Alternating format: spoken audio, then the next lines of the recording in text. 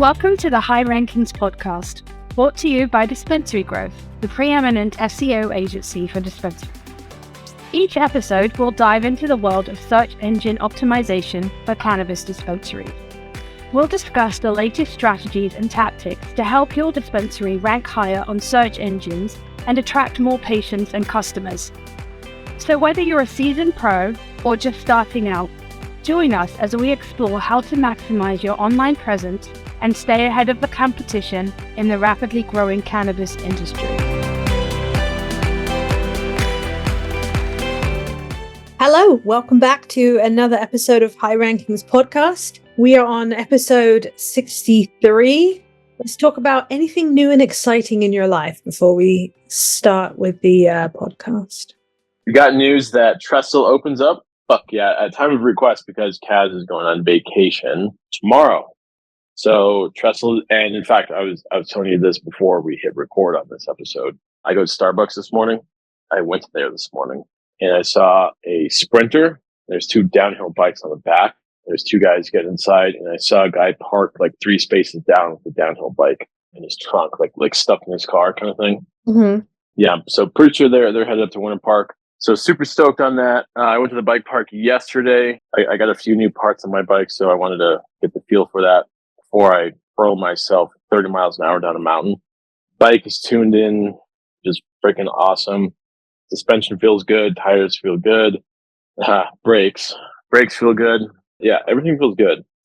Shoulder is 80%, so I'm not going too hard. First day of the season, I have a season pass, and I'm not going to do anything too stupid tomorrow. We'll see. First chair is at first lift. I was at 10 a.m. and for some reason I didn't get my season pass. I have like poopy pants right now. I didn't get my season pass mailed to me, even though I bought it in time. So I have to go in and check in and do that thing, but it's not a big deal. And yeah, so I've got a place there this weekend. So it'll be Thursday night, Friday night, Saturday. Be back in Denver for Father's Day. Spend the day with Papa Bear, with Chaz. Papa Bear will go to his favorite restaurant and spend the afternoon with him. What kind of food does he like?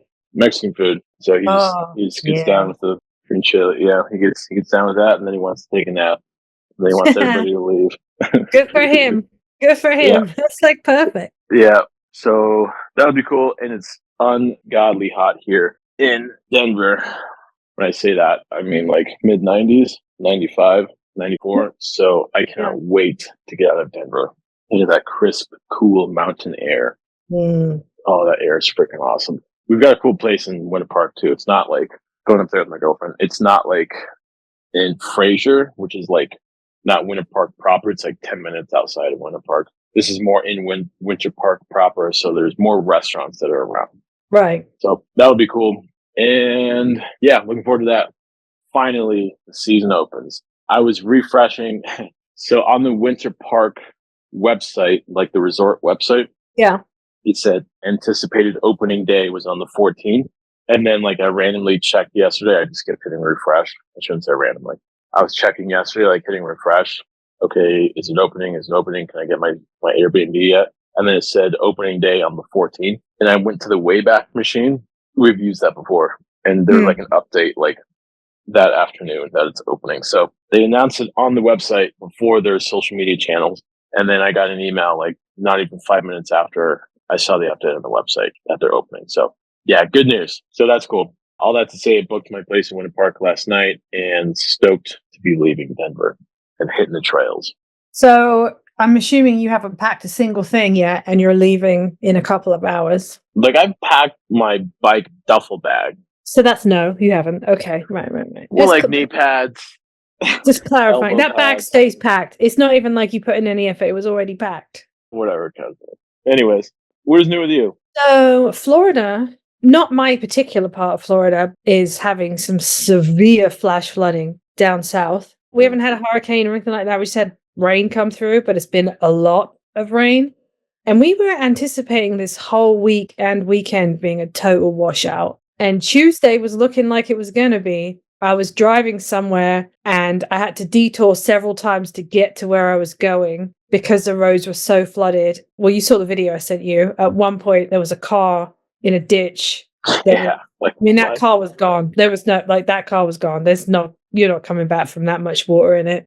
But we're pretty good. Like, where I am now, we're pretty good. I think that we probably get some rain, but in the summer, we always get like afternoon showers. So I would expect that to continue. But right now, it's hot as shit, sunny. There's like not a cloud in the sky. So we had changed our Father's Day plans and moved them forward to last weekend because we didn't think that we were going to be able to get out on the boat and stuff like that. But there may still be a chance that my husband does get to go out on the boat this weekend for his birthday / Father's Day. So we'll see. But yeah, I really thought this whole week was going to be an absolute shit show. And it really honestly hasn't been. So, however, the same cannot be said for down south. It is something else. It's like apocalyptic looking down there. I'm a member of Broward County Library System. Don't ask why, long story. I got an email yesterday from them telling me that all their libraries were closed until further notice because of the weather and flooding and things like that. So it's pretty bad down there. And then if you look at the radar, they're going to get smacked again today. So that's pretty much, I don't really have a whole lot more to report because we are recording this episode early. So had we been recording it when we normally would have recorded it, obviously Father's Day and stuff would have already happened. But it has not. So yeah, not really much going on in my life. You sent me that video of that car in the ditch. I was like, that's so Florida.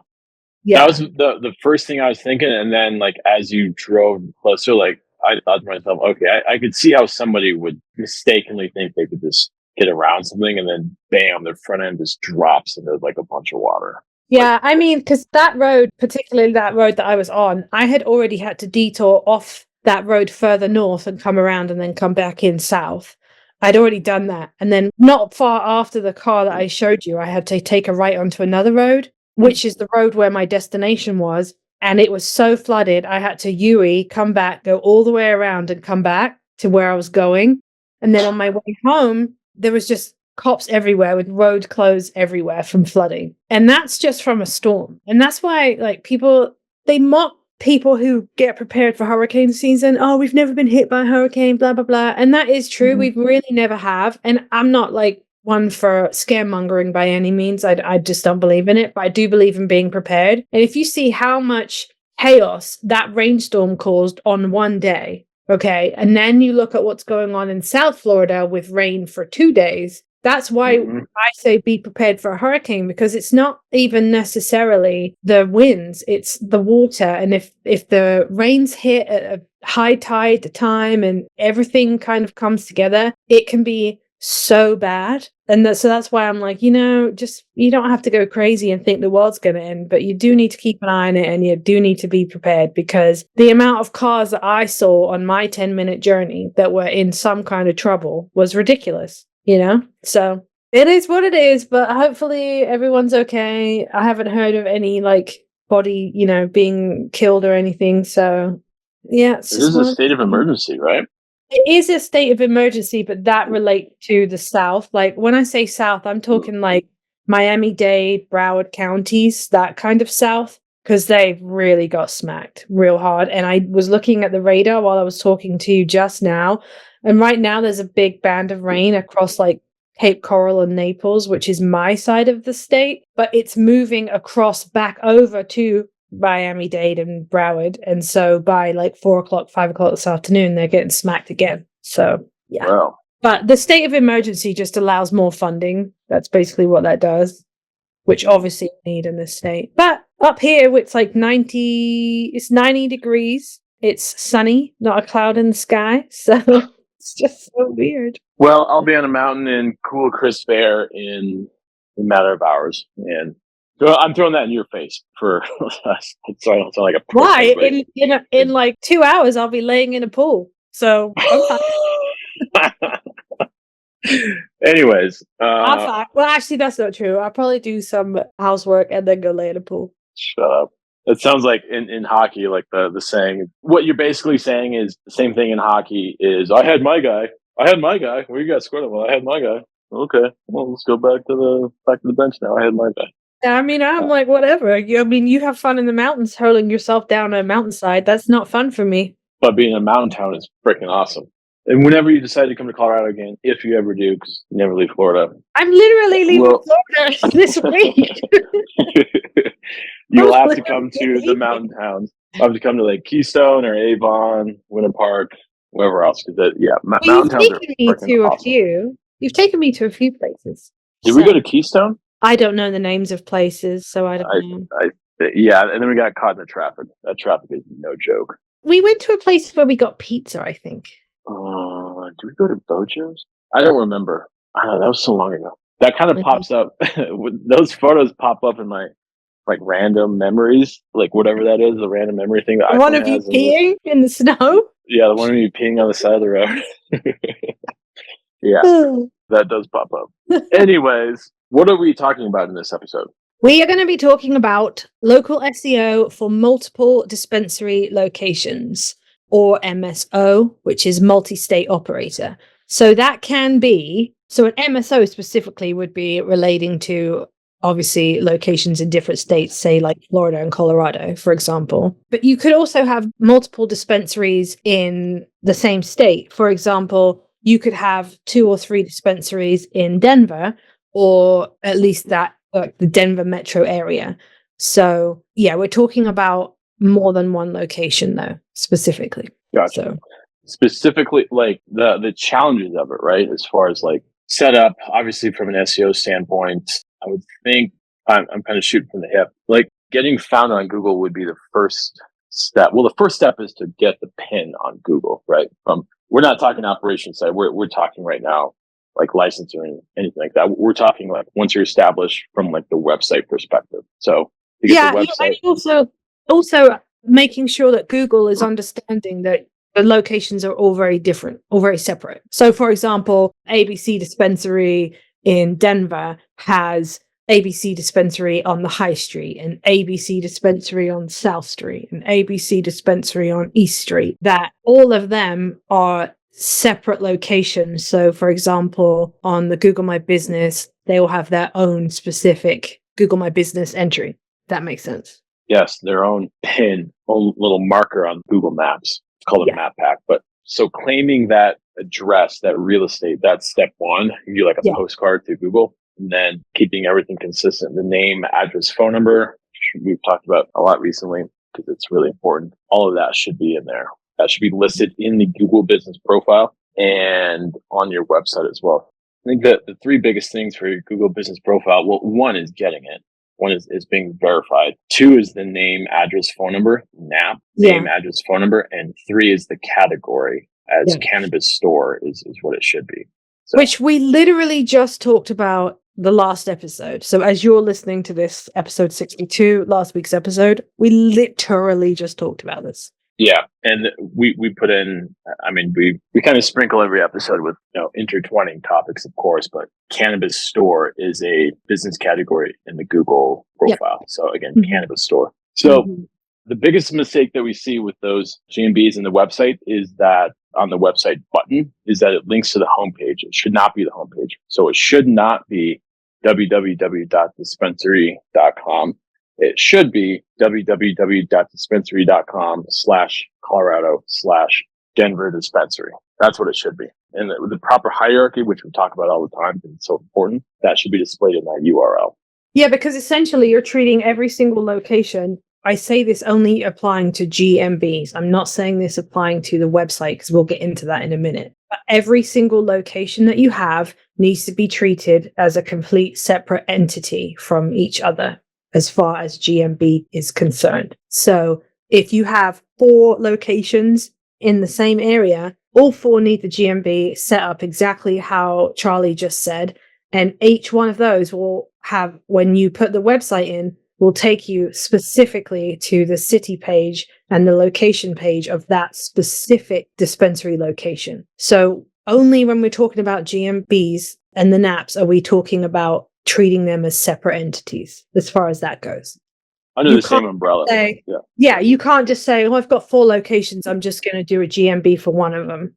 No. No, that's... I mean, you can. Not. You absolutely can do that, but don't. Don't do that, because that's terrible. So yeah, each one needs to be set up completely independently with its own information. And that's a perfect segue. And the second most critical, I guess, topic you could say is website structure and the content strategy. So again, www.dispensary.com/states/Denver dispensary, for example. And in that /state page, think of it like a filing cabinet again. We use that example all the time. When you open up the folder for Colorado, it's everything related to Colorado cannabis, all the related keywords, everything at the state level is under there. And then at the bottom of the page, it lists every Colorado location that you have. So it can be Fort Collins, it can be Boulder, Denver, Winter Park, doesn't matter where it is. That's all housed and listed under that Colorado page. And those GMBs, the Google Business Profiles are on there as well. And they should be listed in an H2. And the name, address, and phone number should be congruent. It should appear exactly on the website how it appears in the Google Business Profile. So everything is congruent on there, but it's location-specific pages. So the /Colorado, and then from there, it'll be the /Denver location or the /Boulder location or whatever it is, or it could be North Denver or whatever that is. That's how you properly segment and I guess you could say silo that part of the website. Right. So if you say, for example, have dispensaries in Florida and dispensaries in Colorado, you would have www.dispensary.com/Florida or /Colorado. So one for each state. If you only have one state, but multiple locations within that state, you're still doing it the same way. You're still setting up your URL structure the same way with /Colorado and then your locations. So don't think, oh, well, I only have one state. I don't need to do it that way. No, you still do. It still needs to structure that same way. It makes it easy when that's set up properly. You can have a strong internal linking strategy. So for example, like let's say you're Denver, you should have product categories. So like, I don't know, 3 would be like flower and vapes and pre-rolls. Those local product pages should link to the Denver page because they can be found in Denver. And contextually on the Denver page, for example, it can say like Denver pre-rolls, and then that pre-roll text will link to the pre-roll page. And they, on both of those pages, that GMB should be on there as well. So when people search pre-rolls in Denver, edibles in Denver, whatever it is, those pages pop up so that it interlinks and it creates a silo for products that your dispensary wants to be found by when someone's searching in Denver. Right. Yep. Good point. Because you want to be able to take advantage of the silos and then the internal and external linking that you can do for. Yeah. And that way, when you get local citations, backlinks, whatever it is, that link equity just flows through that link structure, the silo, like a circuit board, you could say.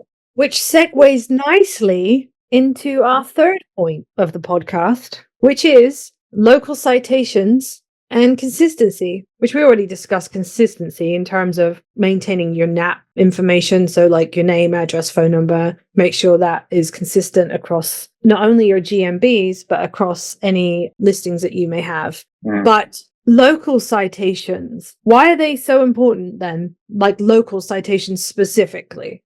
So like a review site, like a Yelp, I don't mean like Weed Maps or that, but let's just say Yelp. Google has given up a lot of authority to like Reddit and Yelp sites lately after this last update. So you want to be found on those review sites. And then that review site acts as like a third-party verifier or like a vote, basically. And that votes back to your website. So it signals more authority to your website. And it's an easy way to funnel users to your website to shop and buy products from your website, not somebody else's website. That's the whole idea.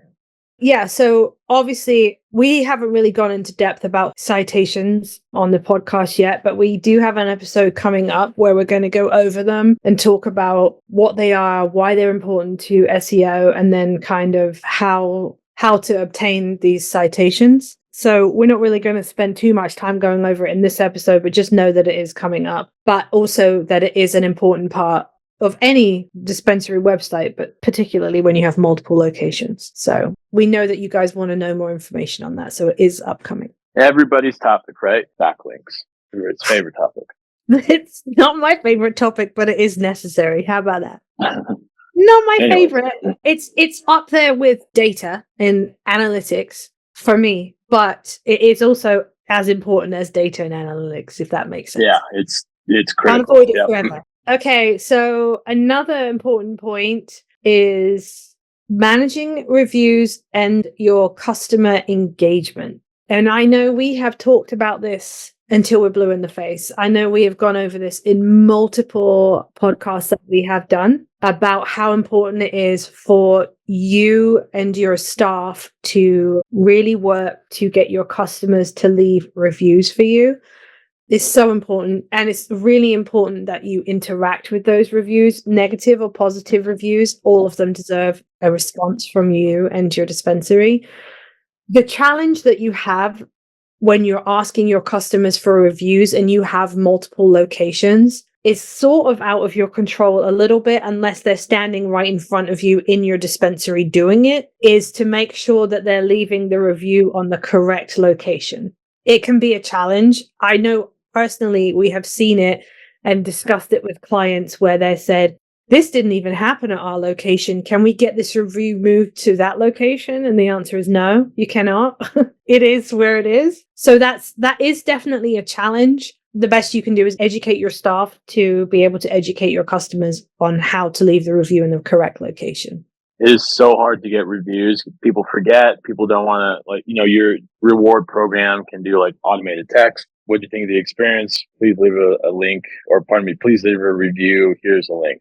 It's so annoying. Well, it's frustratingly annoying. They are hard to get, but they are such a strong signal for dispensaries to really climb the ranks in local rankings, for the redundancy. But yeah, they're so critical. And it, not only that, just to Google, but to users. We've talked about this before. Like if I'm going to go buy a brand new mountain bike and I go and I look at 3 different bike stores, and one bike store has 0 reviews, one has 10, the other has like 90. Well, okay, I want like a nice bike. I'm going to, of course, look at the one with 90 reviews. I'm going to look at the reviews. I'm going to see what they are. It doesn't have to be all 5 stars. In fact, that'd be kind of weird if they were, I guess. But if they're around 4 stars at least, I mean, I'm probably going to go there. I'm going to look at their menu. I'm going to see what they have. And then, yeah, I'll probably just end up going there. I know that experience will be better. I know they have their shit together. It sends the right signal to a shopper. So that's what you want. You want good reviews. You want them honest reviews. And a little hack too is to kindly ask your customer to list the product that they purchased. So it can be ideally the brand. You want that brand mentioned on your website as well, like a brand page, but a pre-roll in Denver. For example, I went to Dispensary XYZ and I got the best Maui Wowie in Denver. And then ideally you have a page on Maui Wowie, whether it's like a strain itself, or ideally that product can be indexed through your menu. But that's like a nice little hack because everything ties together, like we talked about earlier, linking. Mm-hmm. That'll be like a nice little boost at the local level for that product page. Yeah, good point.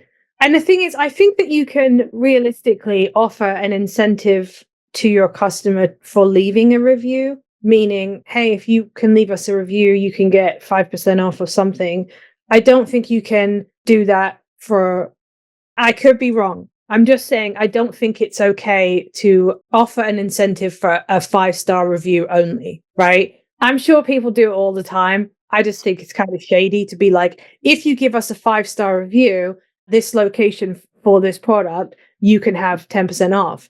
But I think it's fair to be like, hey, if you want to leave us a review of how your service was today, we can give you 5 or 10% off or something. Like, to me, morally, that's the right thing to do. I'm sure there's lots of versions of that out there, but I don't think I know I've gone to a store and I've bought something, and at the bottom of it, they circle the QR code. Even the post office does it to me now. Hey, if you want to go and just fill out the survey about how things were done, the post office literally does. Like, I'm totally going off track here, but you know what irritates me about the post service is this. There's a QR code on the bottom of the receipt for me to go and answer a survey about my service, right? But they won't give me a QR code with the tracking number on it, so I can just scan that and find my track. I got to type in every single damn tracking number.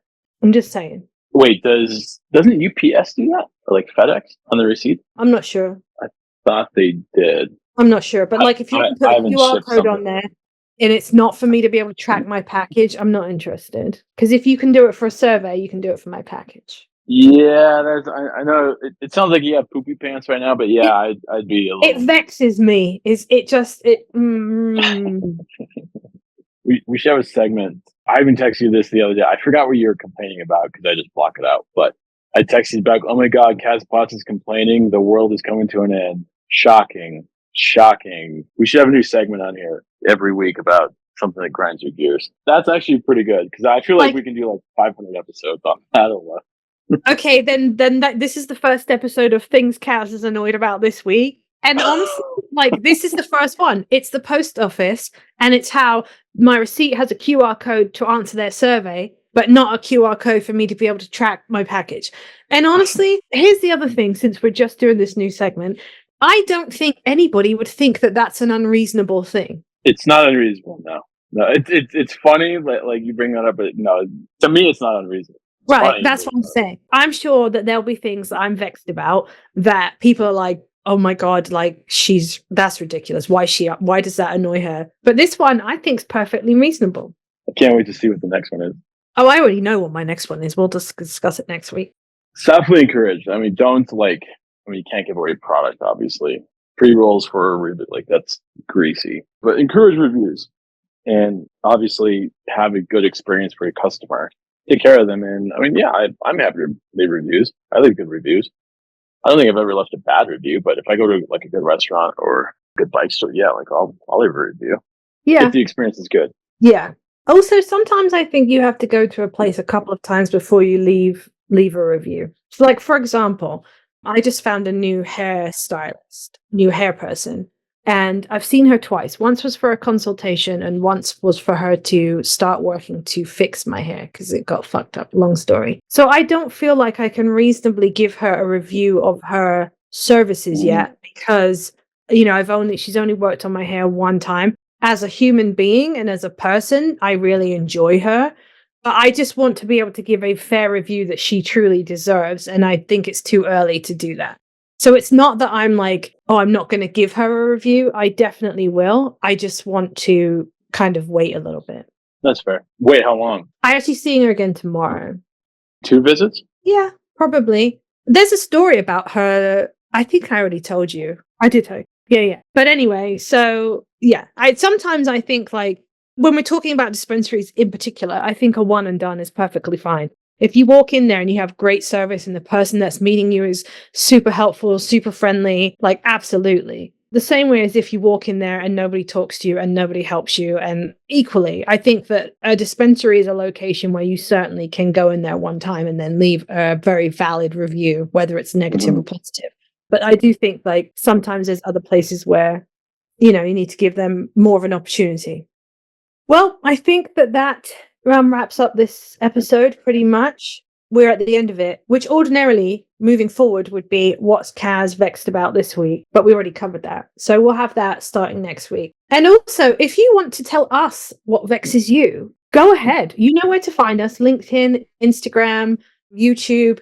Send us a DM, write a comment on one of our posts. However you want to do it, let us know. And if it's a good one, then we'll spill it on the next episode. Like if you tell us something you're vexed about, it's got nothing to do with dispensaries or SEO, just in life, and we read it and we're like, yep, like we totally get that. We'll share it with the group for sure. And then while you're there, you can leave us a review, a like, a comment. You can subscribe.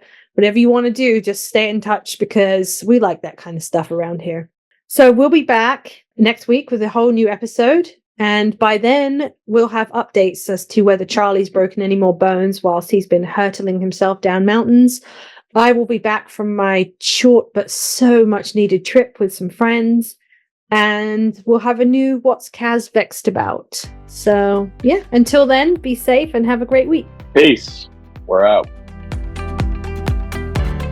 And that's a wrap for today's episode of the High Rankings podcast, brought to you by Dispensary-Growth, the preeminent SEO agency for dispensaries. Thank you for tuning in. We hope you found value in the insight and the tips we shared. If you did, please hit that subscribe button. And if you're feeling super generous, we would love it if you left us a review. If there's a specific topic you'd like us to cover in a future episode, or if you have any questions, you can go ahead and find us on LinkedIn or YouTube. We'll see you next time.